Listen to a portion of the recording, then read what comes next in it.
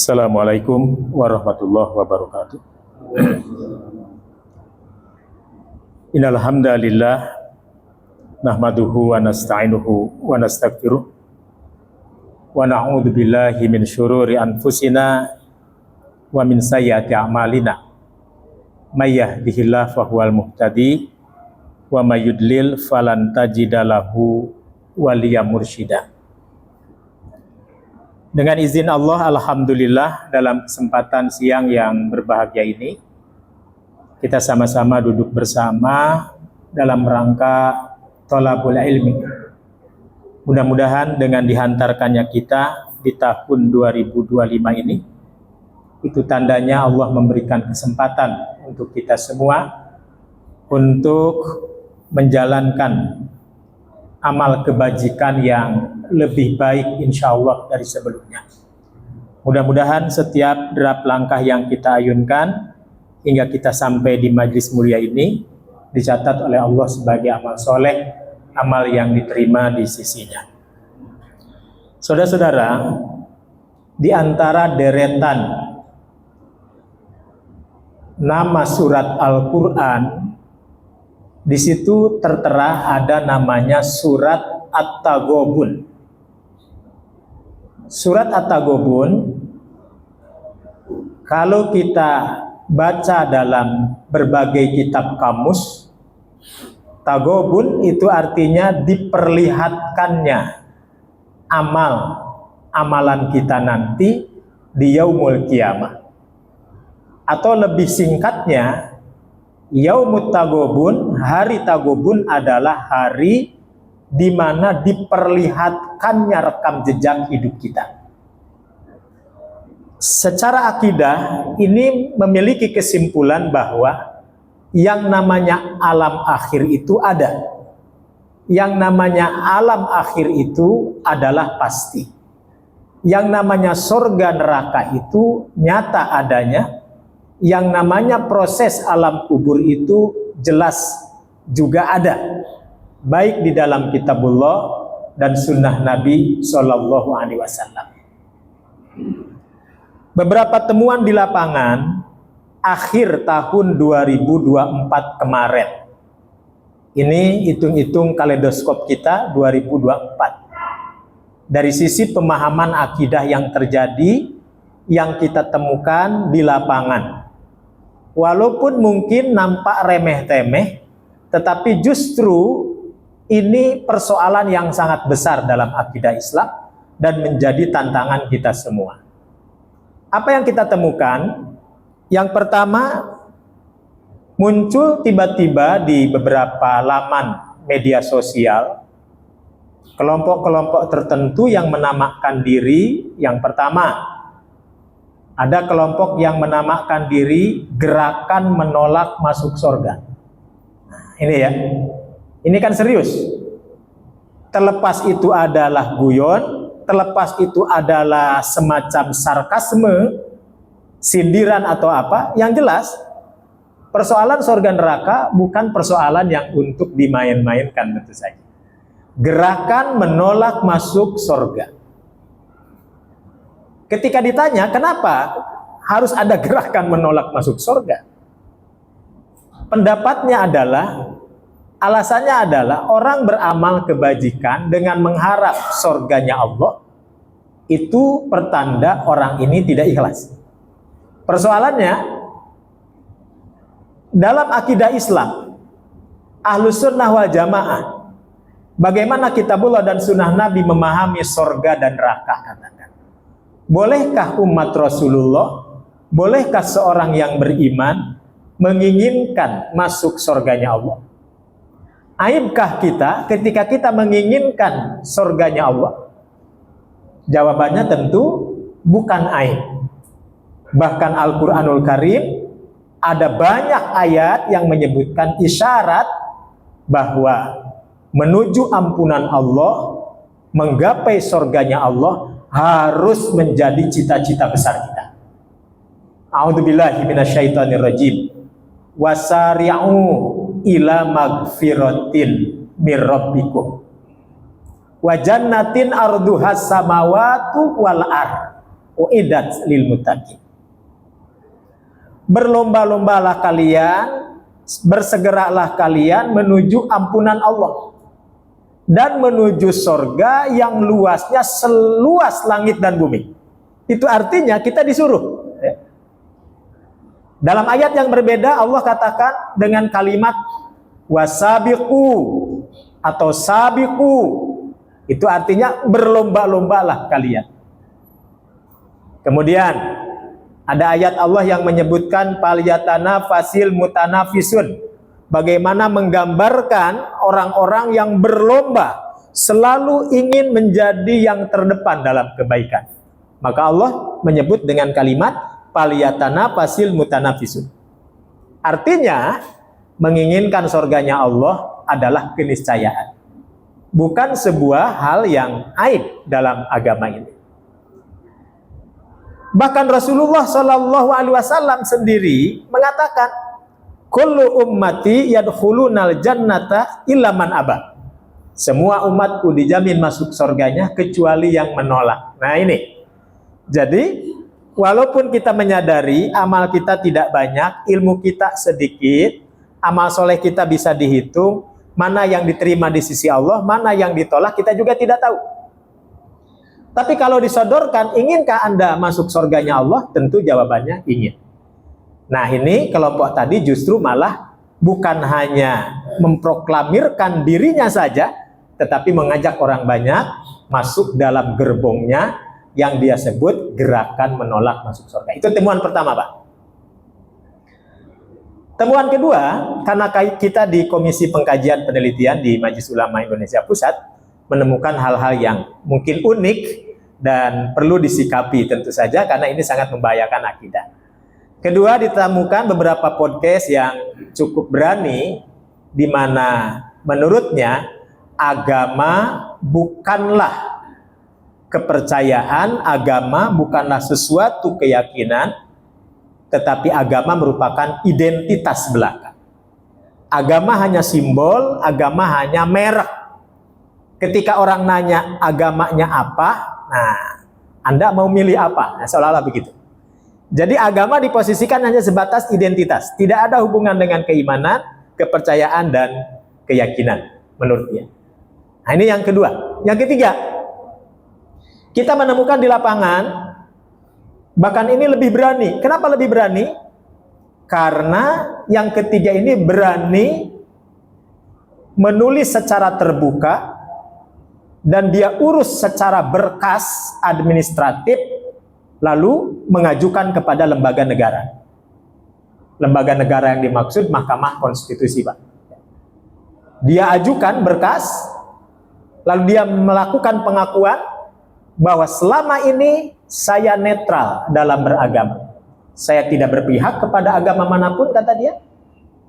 Dan saya mohon agar siapapun penguasanya memberikan hak konstitusi kepada warga negara, termasuk saya, kata dia, untuk diizinkan tidak beragama. Nah, jadi itu, Pak. Nah, silahkan direnungkan. Ini kalau sudah begini, apa namanya, Pak? Meminta kepada penguasa agar penguasa melindungi secara undang-undang atas dasar hak asasi manusia siapapun yang tidak berkeinginan untuk beragama diizinkan dan mendapatkan pelindungan.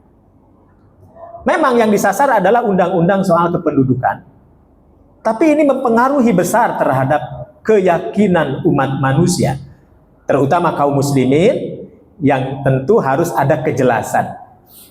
Oleh karena itu, Imam Fiddin Azakumullah ini menunjukkan bahwa keseriusan dia, bahwa apa yang dia inginkan, apa yang dia targetkan adalah kekosongan jiwa dari berbagai ikatan keyakinan, termasuk bisa meragukan terhadap ajaran agama.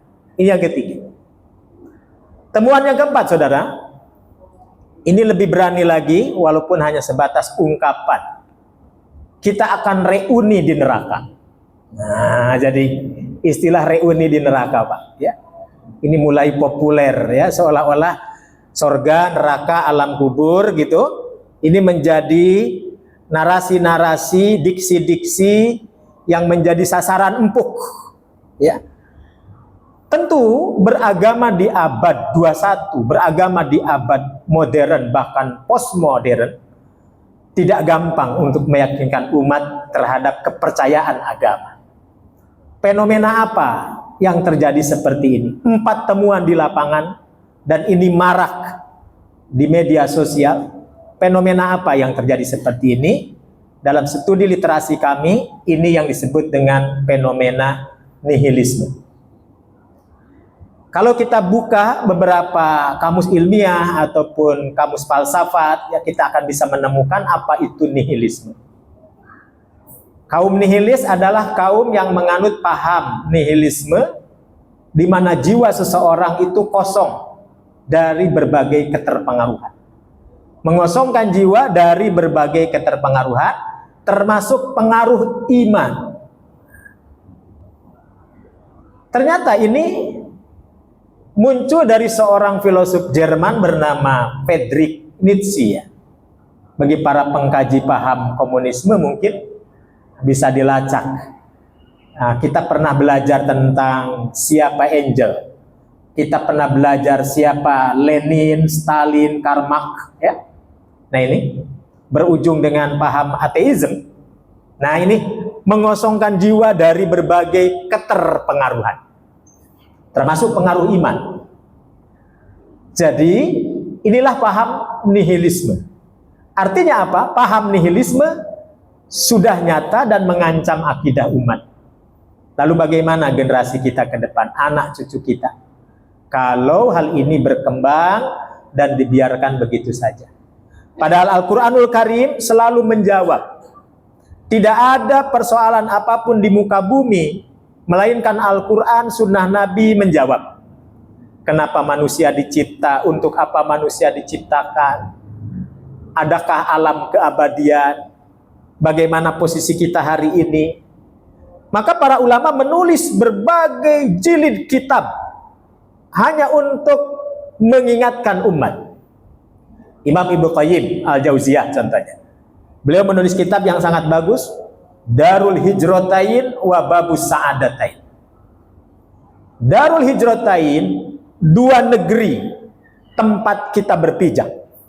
2 negeri di mana kita berhijrah.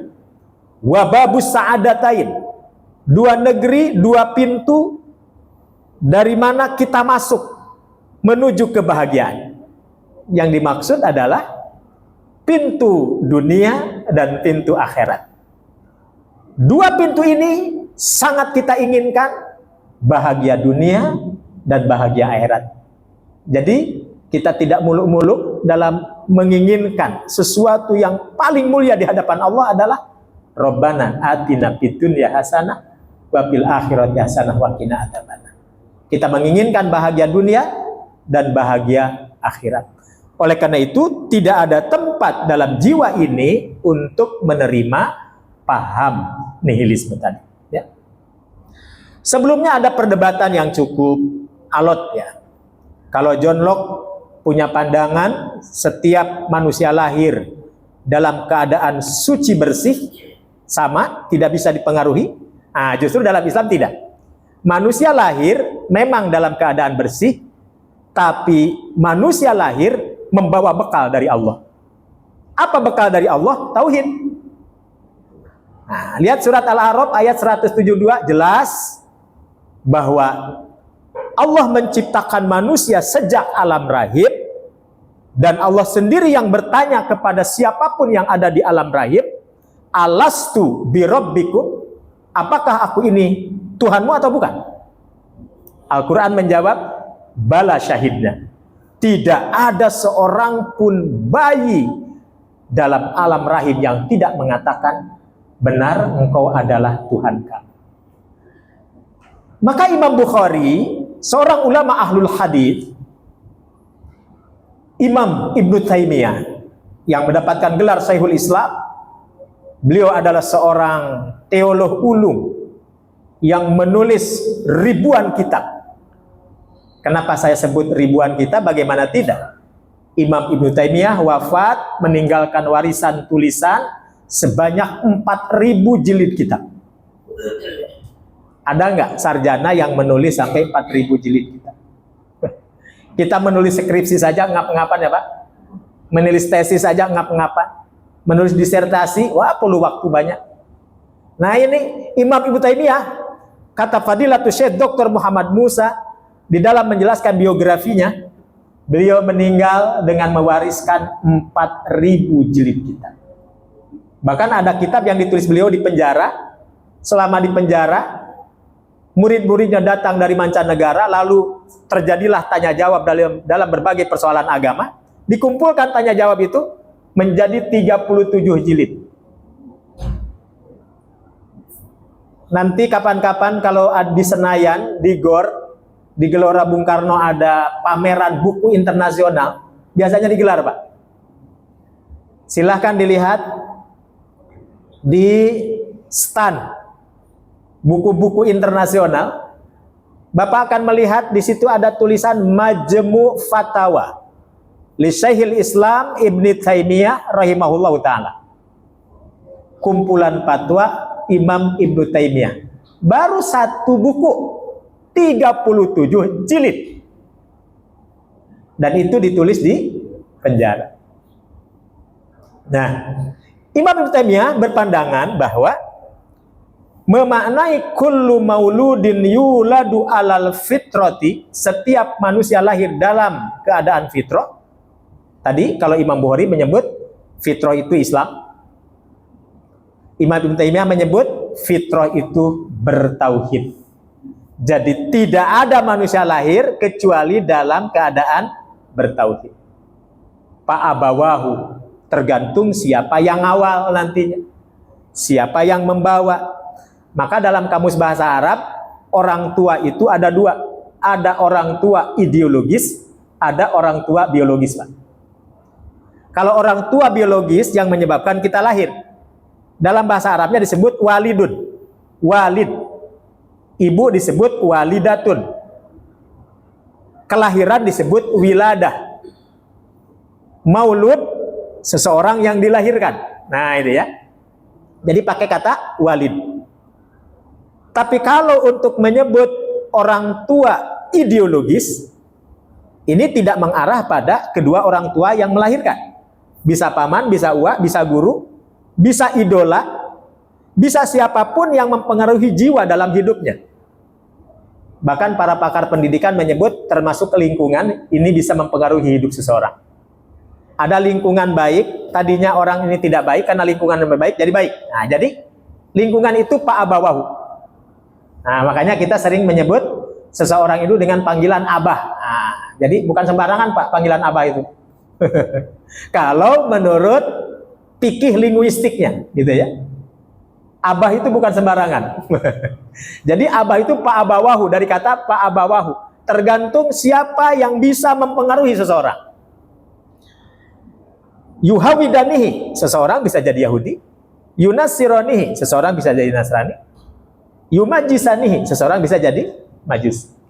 Fa'abawahu, tergantung siapa yang bawa. Jadi fa'abawahu tidak selamanya dimaknai orang tua langsung, tetapi orang tua tidak langsung, termasuk guru dan lingkungan. Maka di sini masuk teori behavioristik, masuk bahwa lingkungan bisa merubah seseorang. Nah, kembali ke soal tadi, jadi dalam Islam paham nihilistik tertolak sudah. Jadi kosongnya jiwa dari berbagai keterpengaruhan ini jelas bertentangan, bahkan bertentangan dengan fitrah. Nah, saudara-saudara, orang Barat dia dikenal sebagai filosof etika, namanya Henry Bergson. Siapa yang tidak kenal Henry Bergson? Seorang psikolog ulung, ya. Dan dinobatkan sebagai filosof etika gara-gara apa? Gara-gara punya pandangan begini. Kata dia, estetika yang diberikan kepada manusia suatu saat bisa sirna. Budaya yang terjadi pada umat manusia itu pun bisa berganti. Tapi ada satu yang tidak bisa tergantikan dari jiwa manusia. Apa? Kepercayaan manusia kepada penciptanya. Mudah-mudahan kalimat Henry Bergson ini menginspirasi. Kenapa? Karena dia ateis masalahnya. Tapi dia percaya. Kalau kepercayaan yang terpatri dalam jiwa seseorang itu tidak akan bisa hilang. Oke, estetika kata dia bisa hilang, betul. Masih muda, kita masih bisa bersolek, masih bisa berdandan. Ada spion sebentar, kita bisa berkaca, ya kan? Ya kan, Pak? Nah, apalagi kaum Hawa, ya. Nah, bukan hanya spion, tapi bekal, ya. Nah, jadi itu wajar. Ada kaca, terbuka sedikit, bersolek, bisa. Baju juga kalau kurang ngejeripit, rapih, kita ganti lagi, setrika lagi. Seiring perjalanan usia manusia, bertahap, Pak. Hilang. Umur pun tiba. Jangan-jangan kita juga lupa bercermin. Lupa bersolek. Kalaupun pakai baju, kadang-kadang kita juga tidak sadar. Kancing baju ada 5 bolongnya. Sementara kancingnya juga harusnya ada 5. Kancing nomor 3 mestinya ke bolong nomor 3. Tapi yang terjadi, kancing nomor 5 ke bolong nomor 3. Apakah itu pengaruh? Nah, seiring dengan usia, kadang-kadang kita tidak menyadari. Atau kadang-kadang kita pergi ke toilet, pulang dari toilet, apakah sleting dijamin tertutup? Nah, kadang-kadang lupa, dimakan usia, Pak. Estetika, kata Henry Bergson, bisa hilang, bisa sirna. Tapi kepercayaan tidak akan bisa sirna. Buktikan. Dibuktikan oleh dia. Tidak ada manusia yang kecewa dalam hidup di muka bumi ini. Terkadang tanpa sadar ataupun tidak sadar, terkadang orang akan menyatakan, oh my God. Ya, Pak, ya. Padahal siapa yang dimaksud? Walaupun tidak jelas, tapi ada sadaran. Dia ingin bersadar kepada sesuatu yang harus disadarkan. Nah ini, jadi paham nihilisme jelas. Jangankan dikobarkan, jangankan diproklamirkan. Tidak diproklamirkan sekalipun memang bertentangan dengan fitrah beragama. Terakhir, ayat yang saya baca tadi, yakni surat At-Taghabun, ini menunjukkan bahwa kita wajib optimis dalam memahami, memandang masa depan. Dan masa depan yang utama adalah alam akhir. Yang Allah sebutkan, wal akhiratu khairul laka minal ula. Alam akhir itu lebih baik dari alam yang sekarang. Khairul laka minal ula. Atau khairu wa abqa. Lebih baik, bahkan lebih kekal. Semua catatan kita di dunia tercatat sudah. Tidak ada yang bisa lari dari kenyataan catatan kita semua. Maka Allah katakan, a'udzubillahi minasyaitonirrajim, yauma yajma'ukum liyaumil jam'i dzalika yaumut taghabun. Wa may yu'min billah wa ya'mal shalihat yukaffir anhu sayyi'atahu wa yudkhilhu jannatin tajri min tahtihal anhar. Hari di mana kalian dikumpulkan, kata Allah, di suatu hari di mana perkumpulan itu akan diperlihatkan. Dzalika yaumut taghabun. Hari diperlihatkannya rekam jejak semuanya. Supaya kita optimis karena kita punya kesalahan, kekeliruan, kekurangan, maka kata Allah, wa may yu'min billah. Siapa yang memelihara keimanannya kepada Allah, wa ya'mal sholihan, dan terus beramal soleh, walaupun kita tidak tahu mana yang diterima di sisi Allah, yukaffir anhu sayyi'atahu. Allah pasti akan menghapus kesalahannya, wa yudkhilhu jannatin tajri min tahtihal anhar, dan Allah masukkan ia ke surganya yang kekal abadi. Nah, jadi inilah barangkali optimisme kita, bahwa jangan biarkan kita dan generasi kita terjebak dengan paham-paham seperti tadi. Inilah yang disebut dengan ancaman nihilisme dan bahayanya terhadap akidah Islam. Silahkan Bapak Ibu bisa baca tulisan saya, tidak kurang ada 800 tulisan saya, ya, yang dikumpulkan di artikel di website Madrasah Abi Umi, ya Pak, ya. Nanti minta sama Mas Budi, ya. Termasuk tulisan yang saya sampaikan dalam kesempatan siang ini, ancaman nihilisme terhadap akidah Islam. Nah, ini bisa dibaca madrasahabiumi.com. Demikian yang bisa saya sampaikan. Aku lupa lihada wa astagfirullah li wa lakum. Wassalamualaikum warahmatullahi wabarakatuh.